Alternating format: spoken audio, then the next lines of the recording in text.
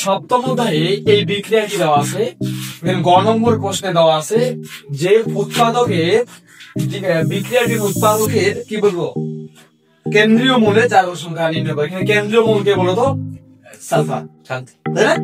এটা আমরা কেন্দ্রীয় মূলে এখন উৎপাদক আর বিক্রিয়ক বিক্রিয়া শুরু হয় তাদের বলা হয় বিক্রিয়ক, আর যেটা উৎপন্ন হয় এদেরকে কি বলা হয় উৎপাদ। ঠিক আছে, এখন আমরা জিঙ্ক সালফেটের কি করবো জারণ সংখ্যা নির্ণয় করবো। তাহলে দেখবা যে জিঙ্ক সালফেট এ এস মানে সালফার এ জারণ সংখ্যা নির্ণয়, জারণ সংখ্যা নির্ণয় করতে গেলে জারণ সংখ্যা আমরা ধরে নেব কি x, ধরি বসা রেখে দিলাম।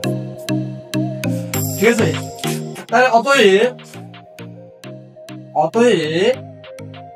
তাহলে জিঙ্ক এর কত বলতো, জিঙ্ক এর জারণ সংখ্যা কি +1, কত +1, এর কোন সংখ্যা আছে না, তাহলে যে প্লাস সালফার। তারপর সালফার হচ্ছে আমরা ধরে নিচ্ছি x, অক্সিজেন আমরা জানি -2, কত -2, এখানে কত আছে 4, তাহলে 4 দিয়ে গুণ কি পাশে 0।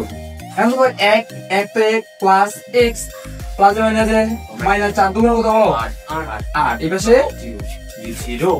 এখন দেখো -8 থেকে যদি 1 বাদ দেওয়া যায় তাহলে কত থাকে -7 সমান কি 0।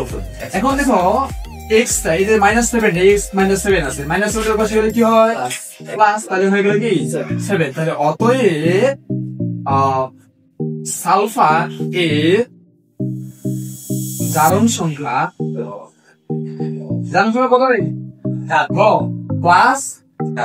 +7 3 মার্কের জন্য হয়ে গেল, 3 মার্কের বলে 3